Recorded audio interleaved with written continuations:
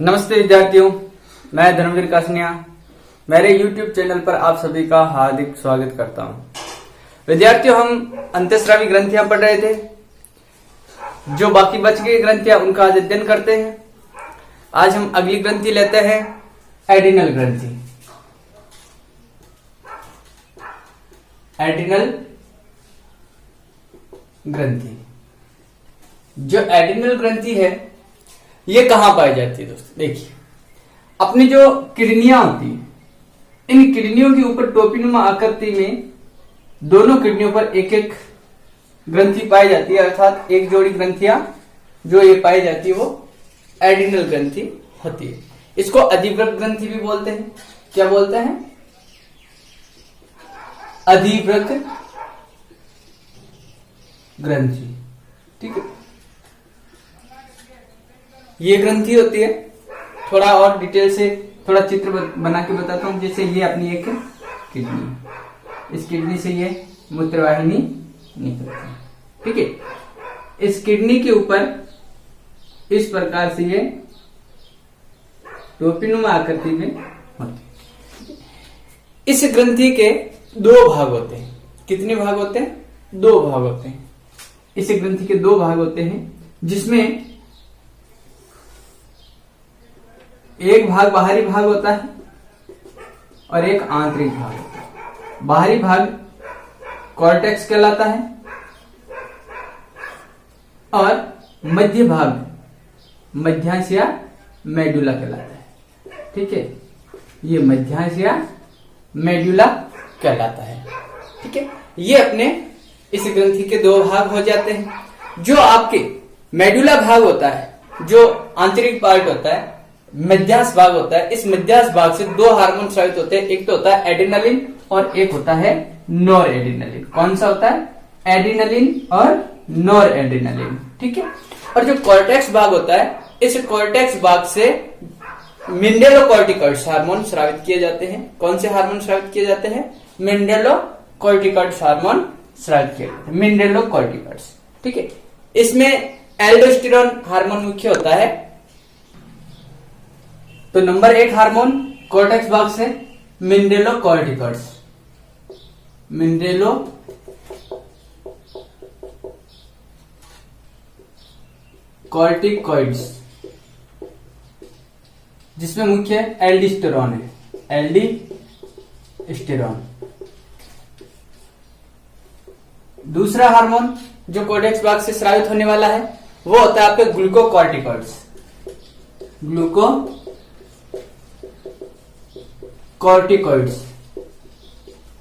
ठीक है, इस हार्मोन में कॉर्टिसोल और कार्टिसोल दो हार्मोन होते हैं। इसमें कितने होते हैं?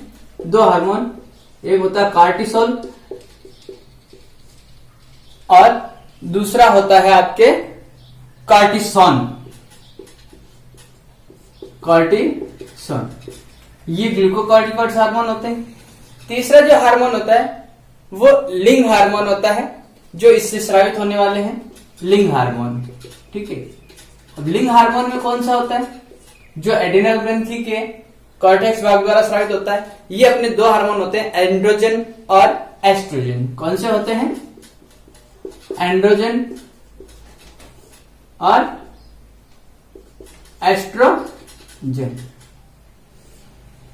ठीक है, देखिए इसमें एंड्रोजन और एस्ट्रोजन जो हार्मोन है ये लिंग हार्मोन कहलाते हैं। क्यों? क्योंकि देखो ये महिलाओं के अंदर गौण लैंगिक लक्षणों को उत्पन्न भी करते हैं। देखो महिलाओं में, कई महिलाओं में आपने मूछें आती हुई देखी होगी, तो वो किसके कारण आती है? इस एंड्रोजन हार्मोन के कारण, है ना। महिलाओं में भी दाढ़ी मूछ कईयों में आ जाती है, वो एंड्रोजन हार्मोन के कारण आती है। ये लिंग हार्मोन होता है, इस कारण से आता है। ठीक है, देखिए अब आगे ये जो ग्रंथि होती है, इस ग्रंथि का जो हार्मोन है वो आपातकालीन परिस्थितियों में हमें लड़ने की शक्ति देता है। इस कारण देखिए जो भय की स्थिति होती है, भय, संकट, है ना, और क्रोध, उत्तेजना, क्रोध,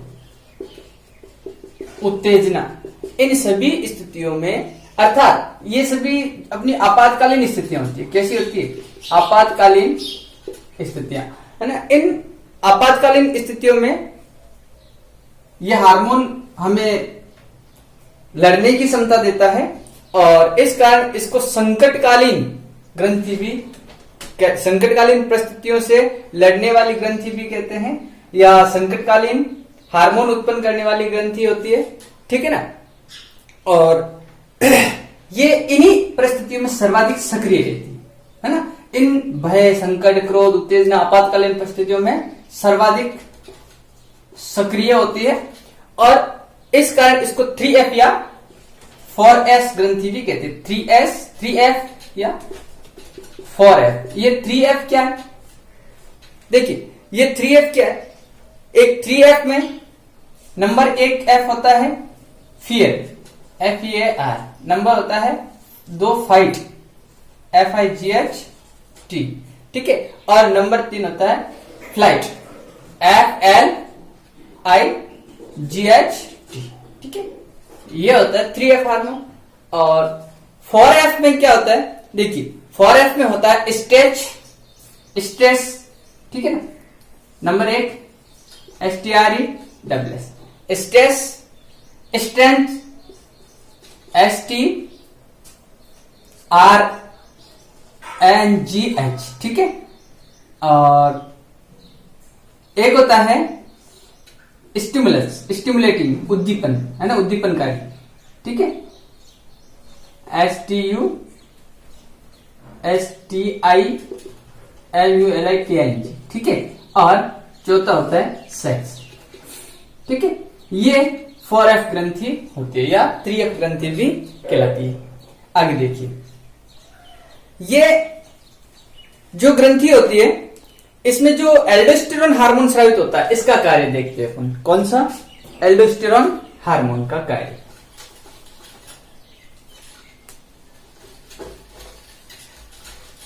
जो एल्डोस्टेरोन हार्मोन होता है, यह एल्डोस्टेरोन हार्मोन कहां से स्रावित होता है दोस्तों?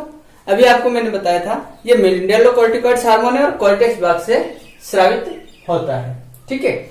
देखिए जो एल्डोस्टेरोन हार्मोन है, एल्डोस्टेरोन, ये अपने शरीर में जो कोशिकाएं होती है उनमें सोडियम आयन के पुनरावशोषण और पोटेशियम आयन के उत्सर्जन को बढ़ाता है।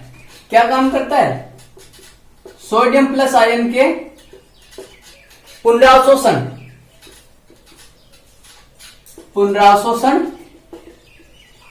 और जो अपने पोटेशियम आयन होता है उसके उत्सर्जन को बढ़ाता है।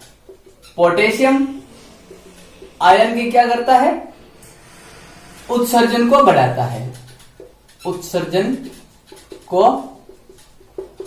बढ़ाता है, ठीक है। ये इसका कार्य होता है, ठीक है।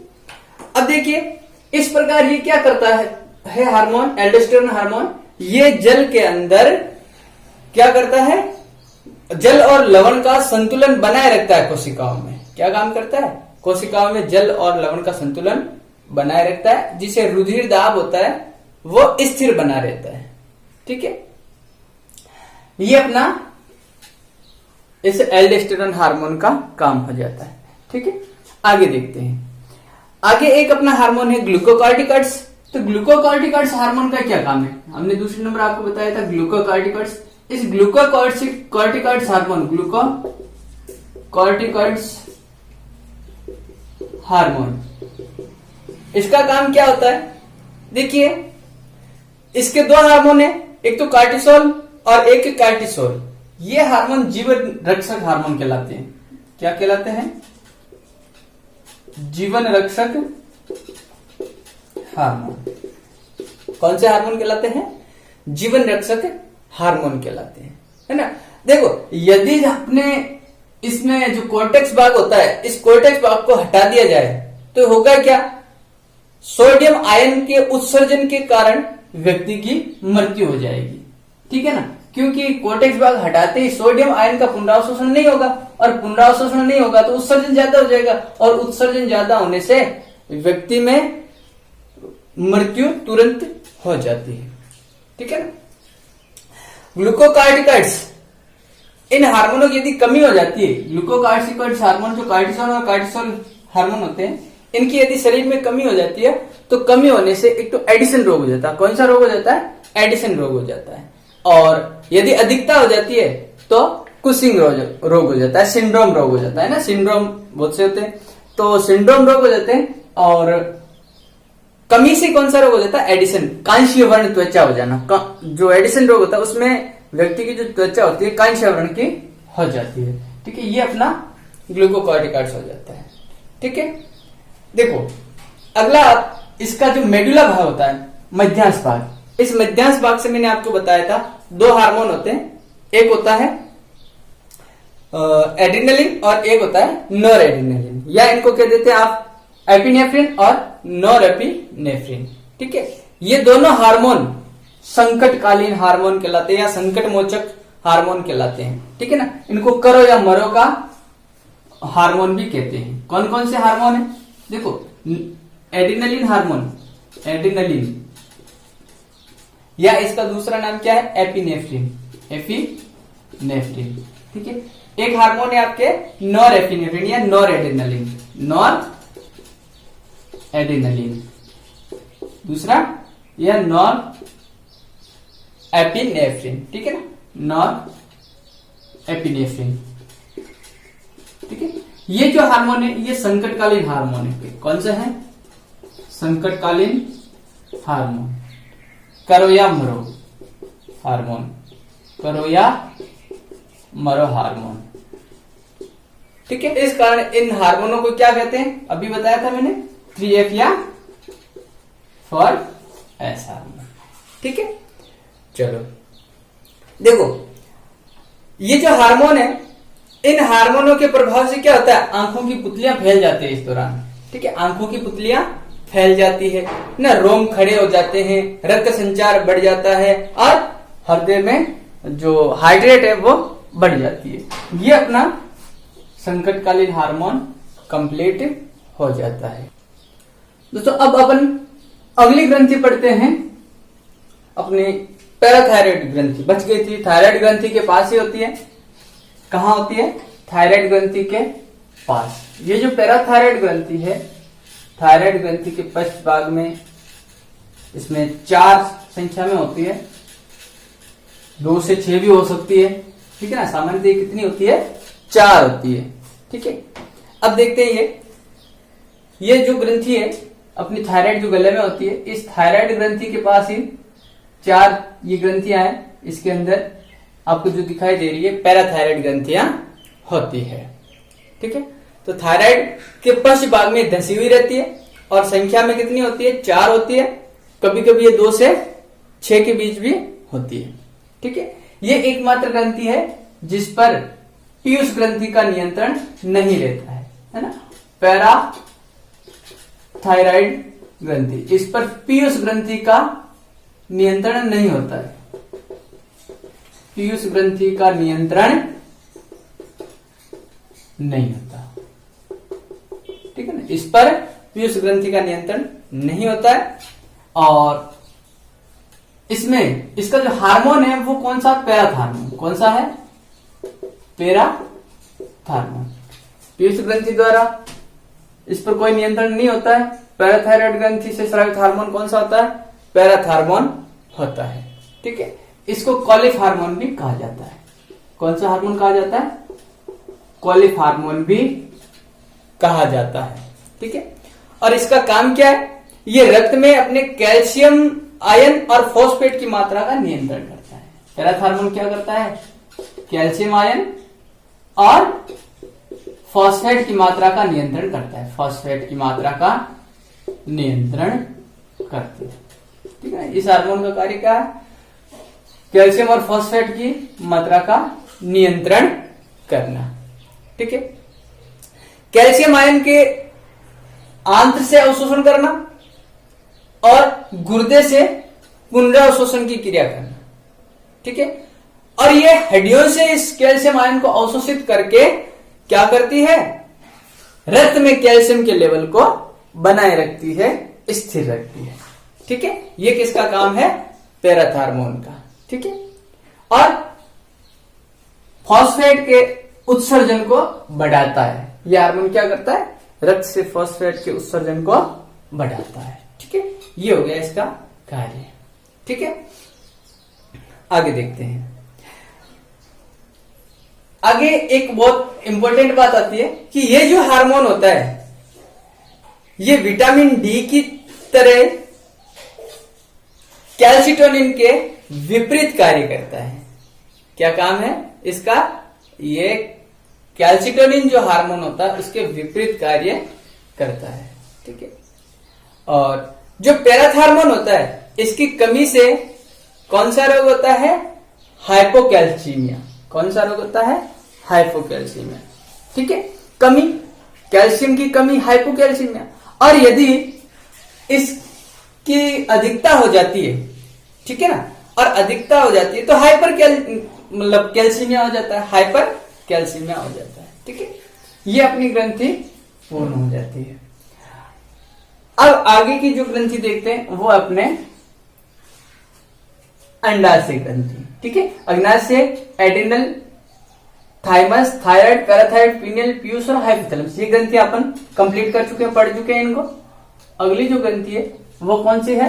अंडाशय ग्रंथि। ठीक है, अंडाशय ग्रंथि है। ठीक है, अंडाशय ग्रंथि कहां पाई जाती है? अंडाशय ग्रंथि गर्भाशय के दोनों ओर उदर गुहा में किडनियों के नीचे पाई जाती है और ये केवल मादाओं में पाई जाती है। किसमें पाई जाती है? केवल मादाओं में।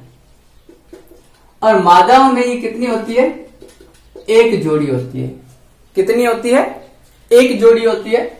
और इससे लिंग हार्मोन या जनन हार्मोन कहते हैं वो स्रावित किए जाते हैं। और ये जनन हार्मोन कौन से होते हैं? देखिए, जो अंडाशय होते हैं इनमें एक प्रोजेस्टेरोन हार्मोन और एक एस्ट्रोजन हार्मोन स्रावित किए जाते हैं। कौन से? अंडाशयों से प्रोजेस्टेरोन व एस्ट्रोजन हार्मोन स्रावित किए जाते हैं। अब देखिए, जो एस्ट्रोजन हार्मोन है वो किससे स्रावित होता है? प्रोजेस्टेरोन हार्मोन इसमें किससे स्रावित होता है? होते दोनों अंडाशय से, लेकिन अंडाशय में कौन से भाग से? देखो, अंडाशय में दो भाग होते हैं। नंबर एक होता है आपके कार्पस ल्यूटियम और नंबर दूसरा है थीका इंटरना। कौन कौन से? थीका इंटरना और नंबर दो कार्पस ल्यूटियम। थीका इंटरना से तो होता है आपके जो हार्मोन है वो एस्ट्रोजन हार्मोन, एस्ट्रोजन, और थीका जो इंटरना इससे एस्ट्रोजन, और जो कार्पस ल्यूटियम है इस कार्पस ल्यूटियम से कौन सा होता है? प्रोजेस्टेरोन स्रावित होता है, प्रोजेस्टेरोन। ठीक है, ये दो हार्मोन हो जाते हैं। ये इसके अंदर जो संरचनाएं पाई जाती है। ठीक है ना, आगे देखते हैं। अपना जो अंडाशय है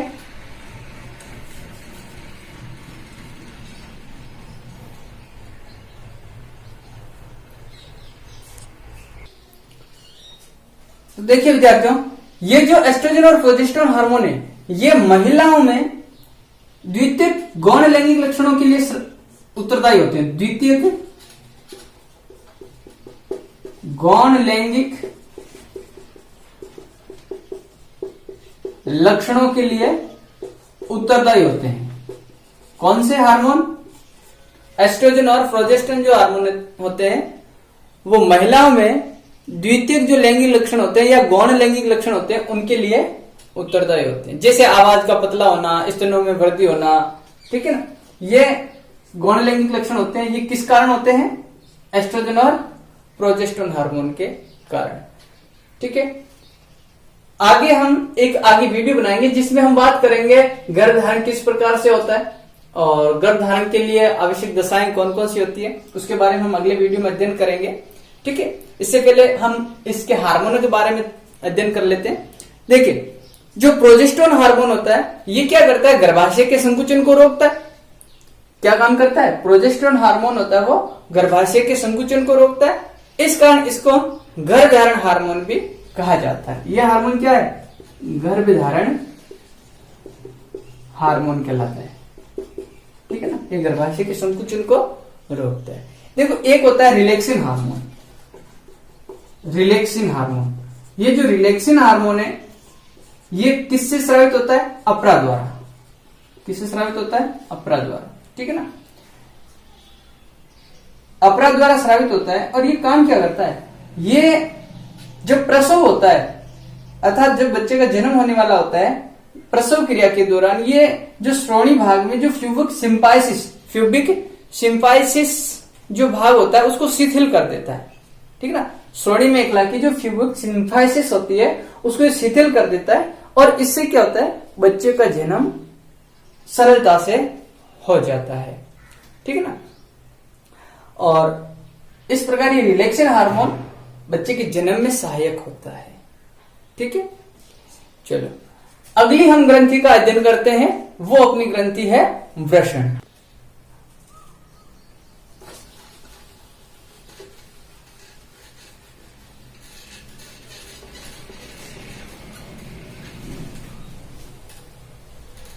देखिए, जो वृषण होते हैं वो नर में पाए जाते हैं, केवल नर में। और ये भी कितने होते हैं? एक जोड़ी। ठीक है, वृषण अपनी अगली ग्रंथि क्या है? वृषण है। और ये केवल नर में होती है, केवल नर में। और ये भी कितनी होती है? एक जोड़ी होती है। कहां होती है? बताया था आपको। कहां होती है? ये होती है उदर गुहा में, उदर गुहा के नीचे, उदर गुहा के नीचे है ना, शरीर से बाहर, शरीर से बाहर। ठीक है ना, ये वृषण कोषों में होते हैं। किसमें होते हैं? वृषण कोषों में, है ना। उदर गुहा के बाहर, उदर गुहा के बाहर है ना, मतलब शरीर से बाहर उदर गुहा के नीचे होता है और वृषण कोषों में स्थित होते हैं, एक जोड़ी होते हैं। ठीक है, बताया था कि इसमें सेमिनिफेरस नलिकाएं होती है। कौन सी? Seminiferous नलिकाएं, seminiferous नलिकाएं। इन नलिकाओं के बीच में अंतराली कोशिकाएं होती है। क्या होती है? अंतराली कोशिकाएं। और ये अंतराली कोशिकाएं, इनको लीडिंग सेल्स भी कहा जाता है। क्या कहा जाता है? लीडिंग सेल्स भी कहा जाता है या इंटेस्टियल सेल्स भी कहा जाता है। ठीक है ना, एक ल्यूटिनाइजिंग हार्मोन होता है। ल्यूटिनाइजिंग हार्मोन के प्रभाव से ये अंतराली कोशिकाएं किसको स्राव करती है? टेस्टोस्टेरोन हार्मोन का स्राव करती है। कौन से हार्मोन का? टेस्टोस्टेरोन हार्मोन स्रावित करती है। ठीक है, और ये टेस्टोस्टेरोन हार्मोन क्या करता है? ये पुरुषों में द्वितीयक लैंगिक लक्षण उत्पन्न करता है। द्वितीयक या जो गौण लैंगिक लक्षण होते हैं, गौण लैंगिक लक्षण, इनके लिए उत्तरदायी कौन सा हार्मोन है? टेस्टोस्टेरोन हार्मोन उत्तरदायी है। ठीक है, देखिए आगे, जैसे इनके बारे में बात करें, जैसे दाढ़ी मूंछ का आना, आवाज का भारीपन, ये जो लक्षण होते हैं वो कौन से होते हैं? नर में गौण लैंगिक लक्षण है, द्वितीयक लैंगिक लक्षण है, जो नर और मादा में विभेद करवाते हैं। ठीक है, वृषण में एक कोशिकाएं होती है, मैंने आपको बताया भी था, सर्टोली सेल। मेरे पिछले वीडियो को देखना। सर्टोली सेल ये क्या करती है? ये शुक्राणुओं को पोषण प्रदान करने का कार्य करती है ना। शुक्राणुओं को पोषण प्रदान करने का कार्य कौन करती है? सर्टोली सेल करती है। ठीक है, चलो ये अपना वृषण हो जाता है। कुछ बातें और है, जैसे देखो आपको ये तो पता ही है कि वृषण में किसका निर्माण होता है, शुक्राणुओं का निर्माण होता है। और शुक्राणुओं के निर्माण में कितने दिन का समय लगता है, शुक्राणुओं के निर्माण में 74 दिन का समय लगता है। कितने दिन का, 74 दिन का, 74 डेज का समय लगता है शुक्राणुओं के निर्माण में, ठीक है। और शुक्राणुओं का जो जीवन काल होता है वो होता है लगभग 72 दिन का। कितना होता है, 72 दिन का। और अंडाशय से जो अंडाणु निर्माण होते हैं उनका जो जीवन काल होता है वो कितना होता है, 24 घंटे का होता है, ठीक है दोस्तों। ये कुछ बातें और ध्यान में रखिएगा। चलो, तो आज अपनी ग्रंथियां कंप्लीट हो जाती है दोस्तों। अगले वीडियो में हम बात करेंगे गर्भधारण की स्थितियां, ठीक है। प्रेगनेंसी की क्या स्थितियां होती है, किस प्रकार से प्रेगनेंसी, महिलाओं में प्रेगनेंसी किस प्रकार से लगती है या किस प्रकार से वो गर्भधारण होता है। धन्यवाद दोस्तों।